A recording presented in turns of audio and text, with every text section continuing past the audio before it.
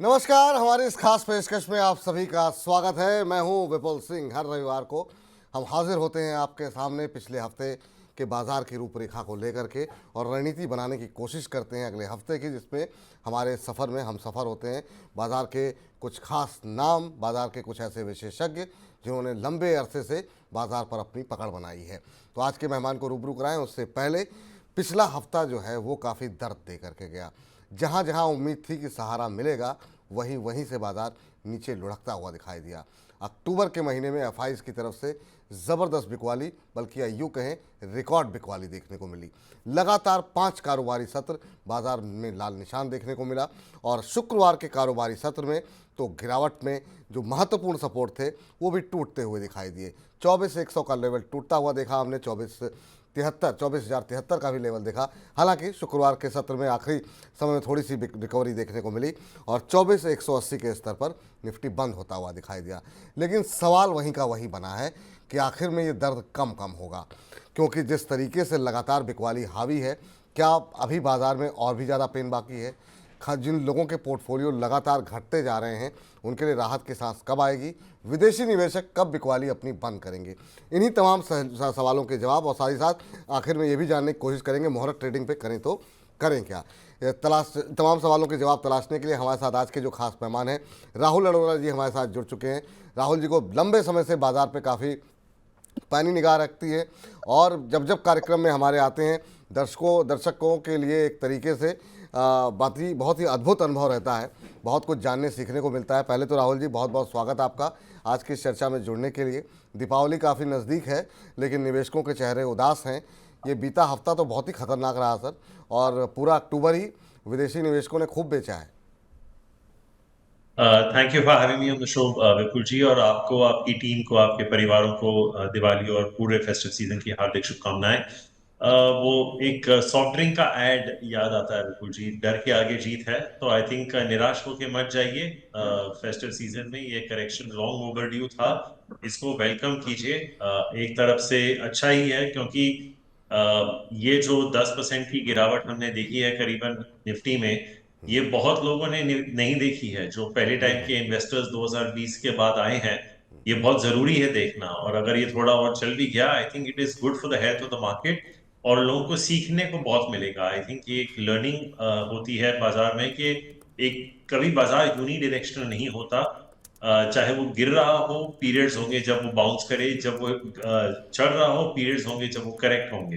तो इसमें से सीख लीजिए, अच्छी कंपनीज की लिस्ट बना के रखिए, लेकिन निराश होने की कोई जरूरत नहीं है। आई थिंक 7,500 का निफ्टी था कोविड के लो पे, और ऑलमोस्ट 26,500 का निफ्टी था कुछ ही हफ्ते पहले। तो ऑलमोस्ट 3.5 गुना आपका निफ्टी 4 सालों में एक्चुअली बढ़ा है। तो थोड़ा पॉज तो बनता है। तो I think there is no reason to be very perturb. इसको ले लीजिए। I think absorb it, learn from it and move forward. ठीक सर। तो यहाँ से काफ़ी कुछ सीखने की आवश्यकता है, निराश होने की आवश्यकता नहीं है, अच्छे शेयरों को चुनने की आवश्यकता है। लेकिन सर, जब इस तरह की गिरावट लोग देखते हैं, जैसे आज ही मैं जो कॉलर शो है हमारा जब हम कर रहे थे, लोगों ने कहा कि अब ख़रीदने के लिए पैसे नहीं हैं। कुछ लोग ये कह रहे हैं कि एवरेजिंग कैसे करें, काफ़ी ज़्यादा नुकसान हो गया है। हुआ ये है कि बाज़ार निफ्टी ज़रूर ही 10% की गिरावट दिखा रहा है, लेकिन जहाँ पे लोगों की पोजीशनिंग है, ख़ास तौर से अगर आप देखेंगे डिफेंस के अंदर, रेलवे के अंदर, पावर के अंदर, वो स्टॉक्स 40% 50% ऊपरी स्तरों से टूटे हैं। और जब बाज़ार बढ़ रहा था तो लोगों ने लेवल देखे नहीं, बहुत हायर वैल्यूएशन पर भी लोगों ने खरीदारी की है। उन लोगों को क्या अभी धैर्य दिखाना चाहिए? नीचे आने पर थोड़ा सा क्या एवरेजिंग की सलाह आप देंगे? उन ऐसे दर्शकों के लिए क्या सलाह रहेगी आपकी? फिर अलग अलग सेक्टर पे बात करते हैं सर। देखिए, पहले तो मैं ये मान ही नहीं सकता कि अगर आपको कोई बोले कि उनके पास पैसे नहीं है, क्योंकि जिस आसानी से पैसे बने हैं बाजार में, ये तो कहना ही नहीं बनता। इट एक्चुअली एक तरह से मजाक उड़ाने वाली बात हो जाती है कि जी। आपने डिफेंस स्टॉक्स की बात की विपुल जी। मतलब ठीक है, 40-50% करेक्ट हो गए, लेकिन ये 15-20 गुना बढ़ चुके हैं। तो आप उस ट्रेन में जब भी चढ़े होंगे, आपका बहुत पैसा बना होगा। लेकिन आपने एक बहुत इंटरेस्टिंग पॉइंट रेज किया विपुल जी, और इसके चलते आई थिंक एक बहुत महत्वपूर्ण सवाल है जो लोग नहीं पूछते। सब पूछते हैं कि कब और क्या खरीदना चाहिए, कोई ये नहीं पूछता कि कब और कैसे बेचना चाहिए। तो बिल्कुल। आई थिंक ये बेचना भी एक आर्ट है। कब कोई स्टॉक को, स्पेशली अगर आप लॉन्ग टर्म इन्वेस्टर नहीं है, अगर आपका 5 10 15 20 साल का होराइजन नहीं है, कुछ इन्वेस्टर्स का रहता है, वो बहुत पैसे बनाते हैं। लेकिन अगर आपका व्यू शॉर्ट टर्म का है और अगर आपके स्टॉक में 2 गुना 3 गुना 4 गुना पैसे बन चुके हैं, तो you should not hesitate to take money off the table. So I don't think, ठीक है, लगता तो है कि करेक्शन आए हैं, बट जैसे मैंने आपको कुछ ही देर पहले कहा बिल्कुल जी, ये 7,500 का निफ्टी 26,500 4 साल में हुआ है। बिल्कुल। 3.5 गुना इंडेक्स बढ़ा हुआ है। स्टॉक्स की तो मैं चर्चा ही नहीं कर रहा यहाँ पे। कुछ स्टॉक्स 15 गुना, कुछ 20 गुना, कुछ 25 गुना हो चुके हैं। तो जब आप इतनी भयंकर मूव देखते हैं, तो आप कहते हैं कि अगर 40 50% गिर भी गया, तो कौन सी बड़ी बात हो गई। एक गुलाम अली का बहुत फेमस गजल है कि हंगामा है क्यों बरपा, चोरी तो नहीं की है। मतलब थोड़ी करेक्शन आ गई, absorb it, like I said. I think ठीक है, nobody likes to lose money on their portfolio, सही बात है। लेकिन क्या होता है ना विपुल जी, अगर समझो हमने स्टॉक 100 रुपए में ले लिया, अब मैं परसेंटेजेस की बात करता हूँ, गुना छोड़ दीजिए, क्योंकि जैसे हम बोल रहे थे 15 20 गुना हुए। Let's talk percentages. अगर 100 रुपए का कोई स्टॉक ले ले, और वो चीज समझो 160 या 180 हो गई, करेक्शन आ गया, वही स्टॉक समझो 160 180 का समझो अबाउट 130 140 हो गया, लोग ये नहीं देखेंगे फिर भी 30 40% बढ़े हैं, वो देखेंगे कि वो 20% निकल गए। तो I think there is a you know एक माइंडसेट का इशू है कि पैसे हमारे नहीं बन रहे। आपके पैसे अब भी बन रहे हैं, जितने बन रहे थे उतने ही नहीं बन रहे, लेकिन आप कहाँ इन्वेस्ट करोगे। फिक्स बिल्कुल। डिपॉजिट रेट्स क्या है आज? 6.5%। आई डोंट थिंक कोई 7% ऑफर कर रहा है, unless you're senior citizen. Gold में भी हमारी जो कमोडिटी डेस्क के जो हेड हैं, वो बोल रहे थे कि उनको 3,000 3200 दिख रहा है, यहाँ से कितना 15%। रियल एस्टेट में बहुत तेजी आ गई है। तो अगर आपको यहाँ इक्विटीज में भी 20 25% का रिटर्न मिल रहा है अपने स्टॉक पे, या 50%, ये कोई कम नहीं होता। आई थिंक वो बिल्कुल। ग्रीड फैक्टर बहुत आ गया है मार्केट में, और ये चलते कि भाई हम हार ही नहीं सकते, ये स्टॉक ऊपर चढ़ता ही जाएगा, ये एक फैलेसी होती है। ऐसे फैलेसी के साथ आप बाजार में आएंगे, तो then these reality checks are very necessary. बहुत अच्छी बात कही सर। और हमारी पीसीआर की टीम वीकेंड है तो लोग काफ़ी उत्साहित हो गए वो हंगामा है क्यों बरपा की बात पे, क्योंकि वो कहीं ना कहीं जो है हमारे दर्शक भी जो है निश्चित रूप से इसको काफ़ी वन लाइनर आपके काफ़ी अच्छे होते हैं सर। अब जरा कुछ एक सेक्टर पे बात करते हैं सर, और शुरुआत वहीं से करते हैं क्योंकि यहाँ पर हमने देखा है पीएसयू के अंदर, और डिफेंस से शुरुआत करेंगे। बहुत सारे शेयर ऐसे हैं जहाँ पर इंस्टीट्यूशन से ज़्यादा वो रिटेलर्स की हिस्सेदारी हो गई। मझगांव डॉक में हमने देखा, या फिर बहुत सारे ऐसे शेयर हैं, लंबी फहरिस्त है। आप कैसे देख रहे हैं सर इन शेयरों को, क्योंकि पोजीशन बहुत है, सवाल हमारे पास डेली की संख्या में सैकड़ों से ज़्यादा आते हैं। मझगांव डॉक में क्या एवरेज कर लें, एचएल में क्या करना चाहिए, और कितनी गिरावट आएगी। ये जो 2 3 शेयर हैं, बीडीएल है, बीएल है, इनमें क्या आप कहानी पूरी हो गई, या फिर 30 40% करेक्ट हुए हैं? कहाँ पे आपको लगता है क्या 60 70% और 10 20% और करेक्शन होने के बाद बाय करना चाहिए? डिफेंस की स्टोरी को कैसे देख रहे हैं यहाँ से, और कितने करेक्शन के बाद यहाँ पर एवरेजिंग या फिर फ्रेश बाइंग की सलाह आपकी रहेगी? देखिए, इसमें 2 3 चीजें हैं। डिफेंस की स्टोरी जो है, जो कंपनियों की स्टोरी है, मुझे लगता है कि जिस तरह का झुकाव प्रधानमंत्री का मेक इन इंडिया पे है, और जो पार्टनरशिप्स हमारी कंपनीज ग्लोबल कंपनीज के साथ कर रहे हैं, तो उसके चलते मैं कहूंगा कि पिक्चर अभी बाकी, वो स्टोरी कहीं नहीं जा रही, और एक बहुत ही सेक्युलर स्टोरी होगी। आप देख रहे हैं कि पूरे विश्व में इस वक्त या तो युद्ध हो रहे हैं, या युद्ध होने की बहुत जल्द आशंका भी है। हमारे कुछ नेबर्स ने भी थोड़ी पहल अपने रीजन्स में भी चालू कर दी है। बिल्कुल। तो डिफेंस की स्पेंडिंग तो कम होने से रही। तो आई थिंक उस हिसाब से, जैसे मैंने कहा, मुझे लगता है कि पिक्चर अभी बाकी है। दूसरा हिस्सा है स्टॉक प्राइसेस का। अब आपने एक बहुत ही दिलचस्प शेयर का खुद नाम लिया, मैसगांव डॉक। अब जब दवानी जी ने उस स्टॉक को लिया था, वो स्टॉक वहां से भी 10 15 गुना बढ़ चुका था। तो अब ये जो कंपनीज हैं, ये मोटा मोटी 15 से 25% के आरओसी के बीच में होंगे, रिटर्न ऑन कैपिटल एम्प्लॉयड। अब अगर आप इस देश में एफएमसीजी या आईटी कंपनीज को देखें, और उनके रिटर्न रेशियोज को देखें, उनके कैश फ्लोज को देखें, उनकी डिविडेंड पॉलिसी को देखें, तो आपको अंदाजा आएगा, जब आप डिविडेंड यील्ड और फ्री कैश यील्ड देखते हैं, कि इन सेक्टरों को और इन शेयरों को ये वैल्यूएशंस क्यों मिलते हैं। अब डिफेंस कंपनीज में 15 से 25 की रिटर्न ऑन कैपिटल एम्प्लॉयड, ऊपर से इन्वेंट्री रिस्क है।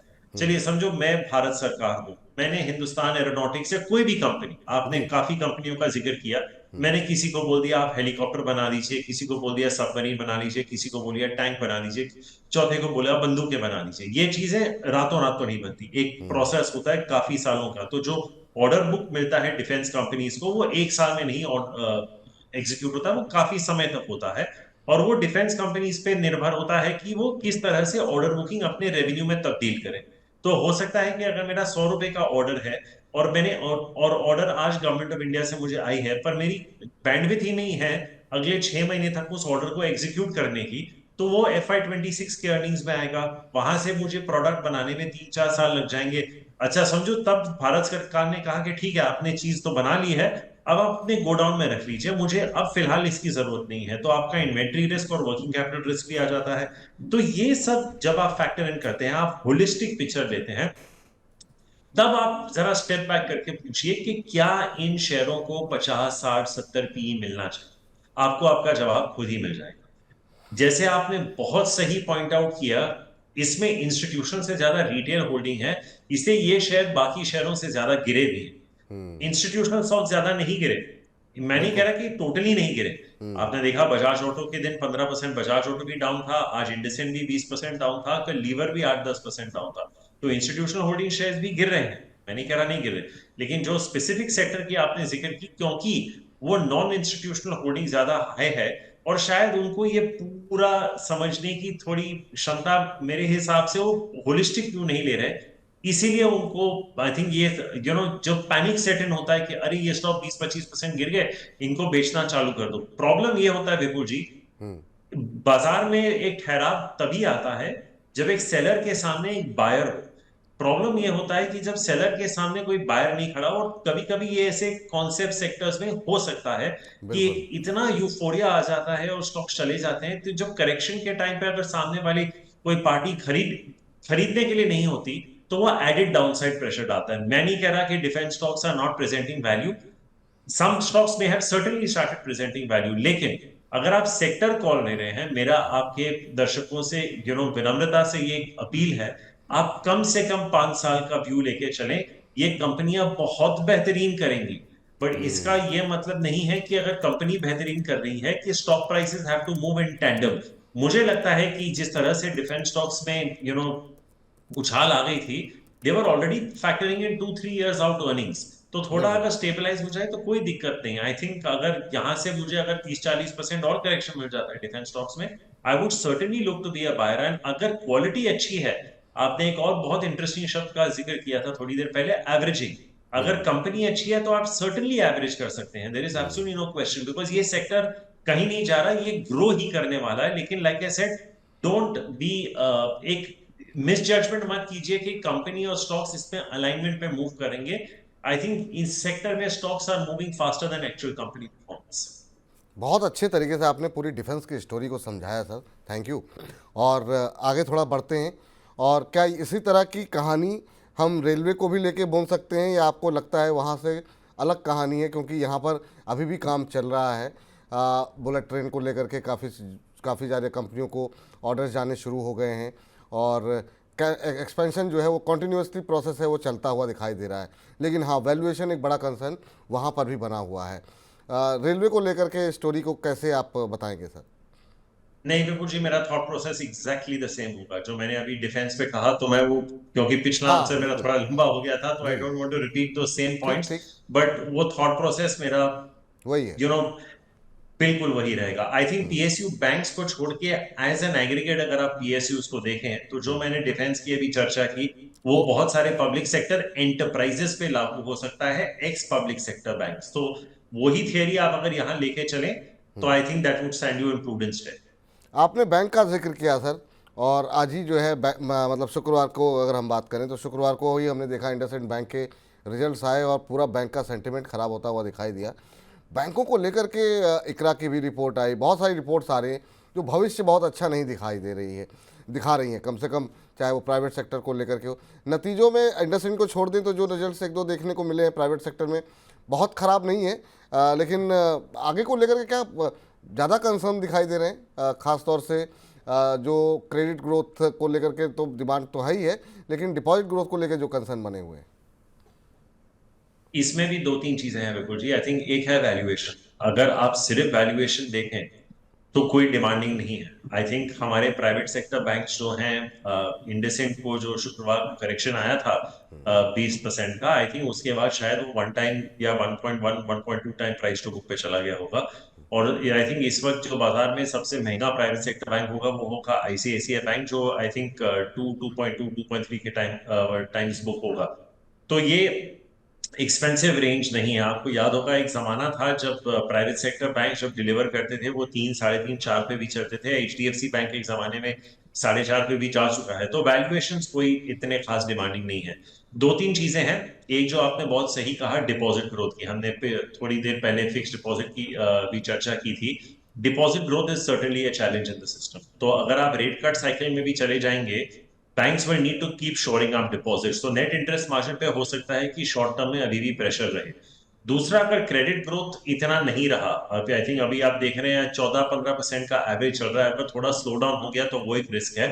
और कुछ बैंक्स ने, जैसे अपने इंडसइंड का भी जिक्र किया, there are some extended provisions that have been taken by banks. तो ऑब्वियसली अगर आप प्रोविजन इंक्रीज कर रहे हैं तो बिलो द लाइन वो प्रॉफिटेबिलिटी पे डायरेक्ट इंपैक्ट आ जाता है। तो इसमें दो तीन चीजें हैं, जैसे मैंने कहा, एक क्रेडिट ग्रोथ। अगर इकोनॉमी स्लो डाउन हो जाती है, 6-6.5% के अगर पास आ जाती है तो क्या होगा, क्योंकि वो ऑलरेडी 14% 15% के आसपास आ गया। दूसरा, net interest margin, because deposit growth is still a challenge. And third is asset quality, particularly retail asset quality. अब बैंक्स रिटेल एसेट क्वालिटी की भी बात कर रहे हैं, और उसके चलते क्या प्रोविजनिंग नॉर्म्स हो सकते हैं। तो I I don't think, you know Vipul ji, अगर आप 6 महीने पहले चले जाए ना, जब इलेक्शन, जो नेशनल इलेक्शंस हुए थे, जी। उसके पहले एक ट्रेड बन चुका था, go underweight banks, go overweight IT and FMCG. वो ट्रेड काफी हद तक प्ले आउट हो चुका है मेरे हिसाब से, और पैसा भी बहुत बना था उस ट्रेड में। और मुझे लगता है कि फॉर द फोर्सिएबल फ्यूचर आपको न्यूट्रल टू अंडरवेट बैंक्स रहना चाहिए। ये मैं नहीं कह रहा कि बैंक्स मत खरीदिए, अगर आपका होराइजन ज्यादा लंबा है तो you could still go in and by the ICICI banks, SBI, axis banks of the world, HDFC bank, कोई दिक्कत नहीं है। पर आप थोड़ा लंबा होराइजन रखिए। ये बहुत स्ट्रॉन्ग लायबिलिटी और कॉर्पोरेट फ्रेंचाइजेस हैं। इवेंचुअली आपका बहुत पैसा बनेगा इसमें, पर एक थोड़ा, आई थिंक, अगले 3 से 6 महीने का एक ट्रांजिएंट फेज है, जो शायद at best market performer to slightly underperform करेंगे। पर इनका वक्त आएगा बिल्कुल जी, क्योंकि अगर हम थोड़ा बड़ा सोचें और सोचें कि ठीक है, निफ्टी को वापस 25,000 फिर 30,000 जाना है, वो बीएफएसआई के बगैर हो नहीं सकता। बीएफएसआई का 40% वेटेज है इंडेक्स में, और उस 40% में आई थिंक 35% तो बैंक्स का ही होगा। तो इनका समय आएगा। Start accumulating these good franchises, but don't expect immediate returns. ये नहीं है कि आपने आज खरीदा और मंडे स्टॉक भागने लगा, ऐसे नहीं होगा। थोड़ा it may test you for time and price, but eventually आपका बहुत पैसा बनेगा इन फ्रेंचाइजेस में, बहुत स्ट्रॉन्ग लायबिलिटी फ्रेंचाइजेस। सर, लेकिन अभी आप जो कह रहे थे कि अगर इकॉनमी थोड़ी स्लो होती है, सर ऐसे संकेत मिल रहे हैं क्या? क्योंकि हमने देखा कि रूरल डिमांड को लेकर के जितनी हम लोग अग्रेसिव या पॉजिटिव थे, कम से कम फेस्टिव सीजन में बजाज ऑटो के नंबर तो ऐसा नहीं दिखा रहे हैं। उधर एचयूएल के नंबर हमने देखे, वहाँ से भी मतलब, या फिर इवन आईटीसी चला बहुत अच्छा, कोई बात नहीं, लेकिन ऐसी कोई अनयूजुअल ग्रोथ देखने को नहीं मिली है। तो क्या ये मान के चलें कि अभी रूरल डिमांड कहीं से भी पिक होती नहीं दिखाई दे रही है, और आने वाले समय में ये एक बड़ा चैलेंज होगा ग्रोथ को लेकर के? आईएमएफ की तरफ से भी कहा गया है कि जो वॉर लाइक सिचुएशन है उससे दुनिया भर की ग्रोथ जो है वो कहीं ना कहीं प्रभावित होगी। तो फ्यूचर कैसा दिखाई दे रहा है इकोनॉमी को लेकर के, और उसका असर बाजार को लेकर के कैसा दिखाई दे रहा है? देखिए, आई थिंक क्या हो गया था फर्स्ट क्वार्टर में, क्योंकि जैसे हम जनरल इलेक्शन की बात करें तो सारे पॉलिटिकल पार्टी स्पेंड करते हैं, तो एक थोड़ा एक्स्ट्रा इनकम आ जाता है जो इमीडिएटली कंजम्पशन में दिखाई देने को पड़ रहा है। अब जैसे आपने बहुत करेक्ट जिक्र किया, अगर हम कंजम्पशन देख रहे हैं तो हिंदुस्तान लीवर और बजाज ऑटो, आपने दो स्टॉक्स का जिक्र किया जहां पे वॉल्यूम ग्रोथ कुछ खास नहीं दिखी, और स्टॉक्स काफी हद तक पिट भी चुके थे। जिस तरह का मेकअप है इस वक्त, और हमने काफी हद तक ग्राउंड रिसर्च भी किया, हमारी जो डेप्यूटी हेड ऑफ रिसर्च थी अभी थोड़ा टाइम वो बिहार में भी बिता के आए हैं, ऐसी कोई स्थिति नहीं बन रही जहां पे इट इज एन एब्सोल्यूट गंग हो rural situation. And I think ये अभी का, it is not just a short term phenomena. I think बिल्कुल जी, अगर आप पिछले 8 साल से देखें तो रूरल में कुछ ना कुछ होता रहा है। तो पहले आपका आया डीमोनेटाइजेशन, उसके बाद आया रेरा, एनसीएलटी, ये सारी चीजें, जीएसटी, ये कॉर्पोरेट्स को अफेक्ट करते हैं और उन्होंने रीऑर्गेनाइज किया तो therefore labour was affected because in a lot of these sectors real estate and infra was affected. उसके बाद आया आपका पैंडेमिक, 2-3 साल वहां निकल गए। उसके बाद इन्फ्लेशन इतनी हाई थी, इंटरेस्ट रेट्स हाई थे इंडिया में। तो अगर आप पिछले 8 साल देखें, रूरल इंडिया ने कुछ ना कुछ गलत किया है अनफॉर्चुनेटली। तो हमने क्या देखा है कि डाउन ट्रेडिंग बहुत हो रही है and that is quite unfortunate. तो अगर लोग पहले ये सब जो 10 रुपए का साबुन खरीद रहे थे, अब वो शायद 7-8 रुपए का साबुन खरीद रहे हैं। पहले अगर 5 रुपए की चाय खरीद रहे थे। और इसमें क्या होता है ना विपुल जी, प्राइस सेंसिटिविटी बहुत होती है। मैं आपको इसका एक उदाहरण देता हूँ। समझिए आप बॉम्बे के लो परेल एरिया में फिनिक्स मिल्स में जाके एक पिक्चर देखते हैं और आपने 500 रुपए की टिकट खरीदी। अब कहीं ना कहीं जाके पीवीआर ने वो टिकट की कॉस्ट 500 से 550 कर दी। आपको भनक भी नहीं लगेगी कि ये हुआ है, अगर हुआ है आप ऑब्जॉर्व कर लेंगे। वो 10% का है, आपको कोई फर्क नहीं पड़ेगा। लेकिन अगर आप रूरल इंडिया में जाएं और आपने एक ब्रिटानिया का बिस्किट ले लिया जी। और उसने बिस्किट की प्राइस 4 से 5 रुपए कर दी बिकॉज ऑफ हिज इन्फ्लेशन, वो एक 25% का हाइक हो जाता है और वो बहुत sensitive part of the population होता है। तो लोग अक्सर ये समझ नहीं पाते कि the extent of sensitivity in consumption can lead to very sharp down trading. तो रूरल इंडिया में डेफिनेटली दिक्कत तो है, आंकड़ों में भी दिख रहे हैं, कंपनीज के रिजल्ट्स में भी दिख रहे हैं। और ऐसी कोई स्थिति नहीं दिख रही, या जब हम कंपनी से भी बात करते हैं, जो हम ग्रीन शूट्स की बात करते हैं कि हाँ वो प्रोजेक्ट कर सकते हैं कि 8-9% का वॉल्यूम ग्रोथ होगा, वैसी कोई स्थिति नहीं दिख रही। The only place where you are seeing any kind of volume growth और strong growth Vipul is in consumer discretionary. पर वहां तो आपका मास मार्केट प्ले ही नहीं करता, चाहे वो होटल्स हो, चाहे वो क्विक सर्विस रेस्टोरेंट्स हो, चाहे वो अल्कोहल रिलेटेड स्टॉक्स हो। तो ये सब स्टॉक्स बहुत अच्छे कर रहे हैं, इनके नतीजे भी बहुत अच्छे आ रहे हैं। United breweries, United spirits, Shelley hotels, Indian hotels, ये सब बहुत अच्छा कर रहे हैं। अभी तो जैसे मैंने कुछ देर पहले क्विक सर्विस रेस्टोरेंट्स की भी बात की थी। तो जो हम के शेप रिकवरी की बात करते हैं वो इस वक्त भी काफी हद तक प्रोमिनेंट है।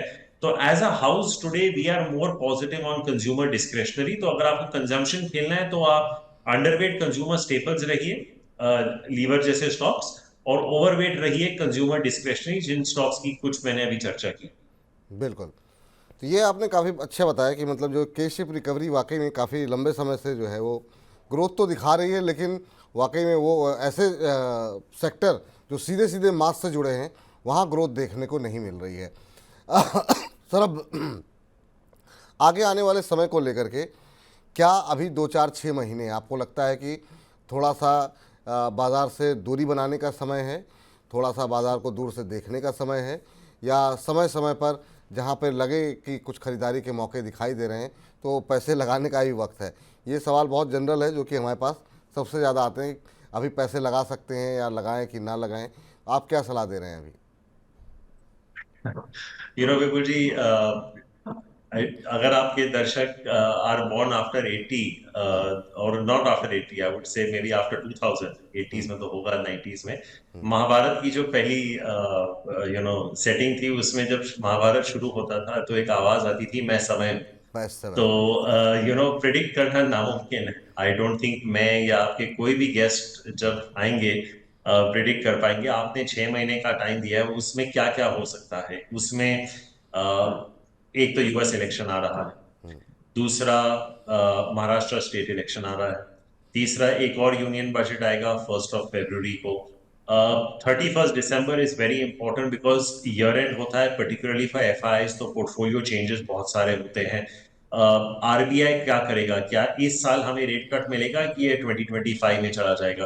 तो बहुत मिसिंग पीसेज हैं। और जो हमने शुरू में बात की थी एक पोटेंशियल युद्ध की, चाइना और ताइवान के बीच में क्या हो सकता है, क्योंकि that is closer to home.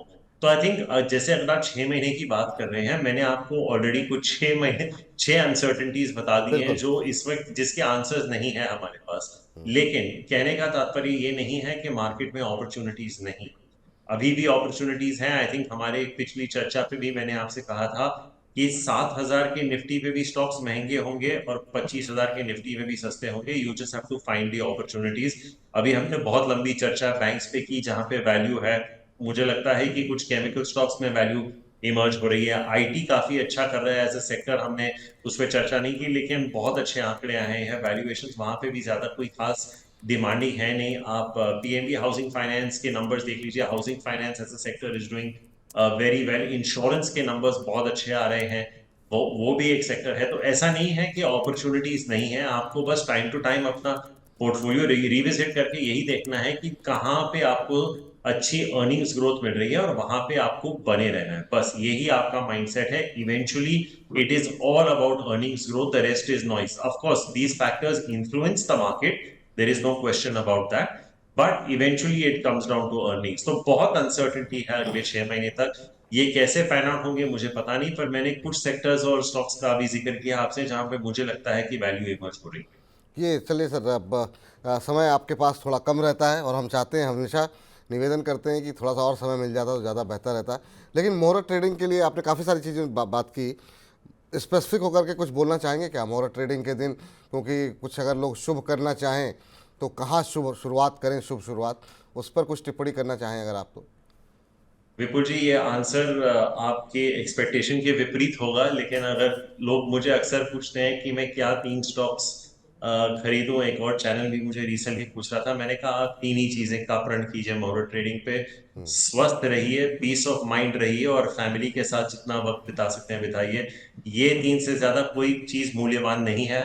I think अगर आप मुहूर्त ट्रेडिंग पे अगर आपने ठान ली है कि आप अपने हेल्थ में इन्वेस्ट करेंगे, आप अपने पीस ऑफ माइंड में इन्वेस्ट करेंगे और अपने माता पिता बीवी बच्चों को टाइम दे पाए, इससे बड़ा जग जमा पूंजी आपको नहीं मिल सकती। पैसा तो बनता रहेगा विपुल जी, हमारे बहुत चर्चा होती रहेगी हमारे 1 साल, आने वाले 1 साल में।